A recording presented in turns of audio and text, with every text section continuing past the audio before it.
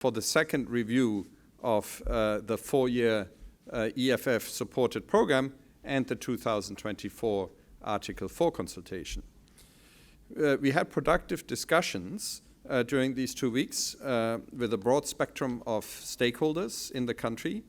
And in addition to meeting the authorities, we've been able to meet members of the civil society, think tanks, and a broad spectrum of stakeholders.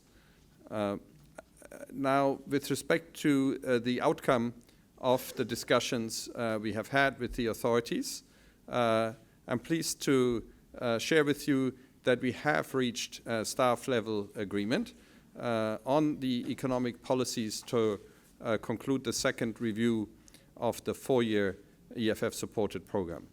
I would like to highlight that the staff-level agreement is subject to the approval of IMF management and the IMF Executive Board in the period ahead.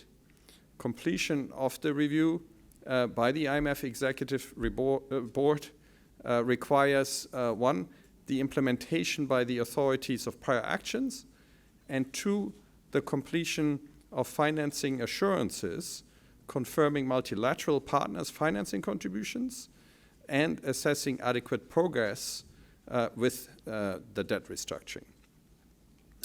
Upon completion of the Executive Board review, Sri Lanka would have access to about $330 million, bringing the total IMF financial support under the program, under the arrangement, to approximately $1 billion after 3 disbursements.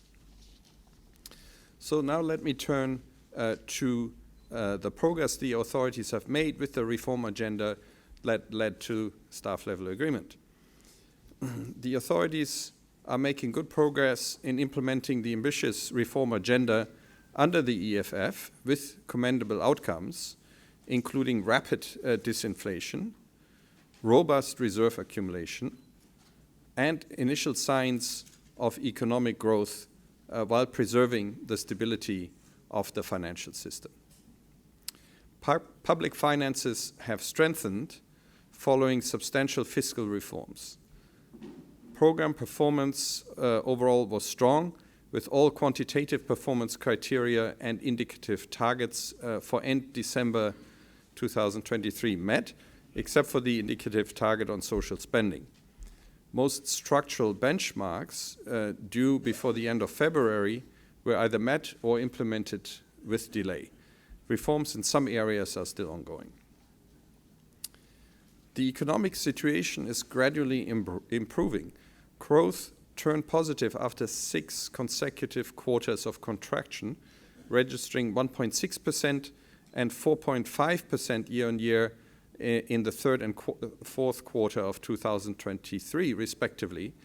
And moreover, high-frequency economic indicators point to a continued pickup in manufacturing, construction, and services. Inflation has come down from a peak of 70% in September 2022 to 5.9% in February of 2024, and gross official reserves increased to $4.5 billion at end February, with sizable foreign exchange purchases by the central bank. Sustaining the reform momentum going forward is critical, is absolutely critical to put the economy on a path towards lasting recovery and stable and inclusive economic growth. We welcome the authorities' commitment to fiscal reforms. Continued progress towards the introduction of the property tax is critical, together with revenue measures to meet the revenue mobilization goals in 2025 and beyond.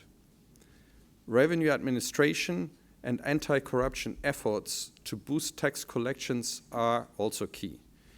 Maintaining cost recovery in fuel and electricity pricing will help minimize fiscal risks arising from state-owned enterprises. Now, while inflation has decelerated faster than expected, continued monitoring is warranted to help anchor inflationary pressures and support macroeconomic stability. Against ongoing external uncertainty, it remains important to continue to rebuild external buffers through strong reserves accumulation.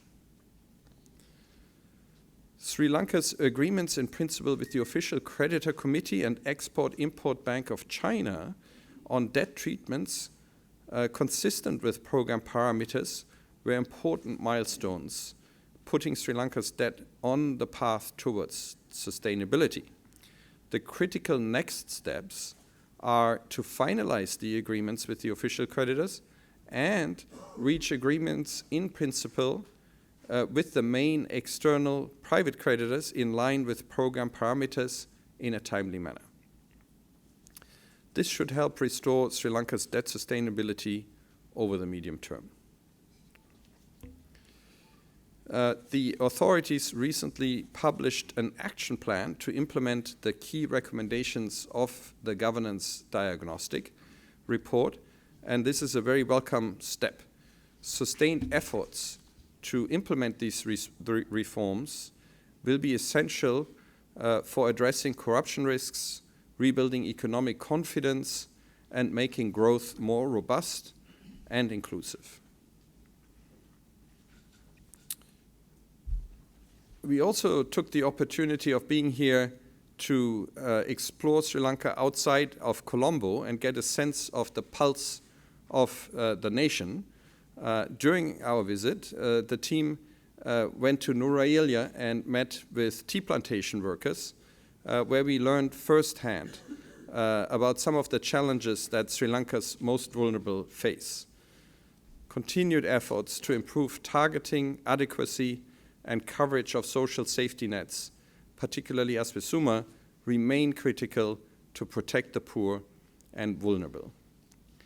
I would like to thank the authorities and all our counterparts for the very warm welcome we have received here in Sri Lanka and the excellent collaboration.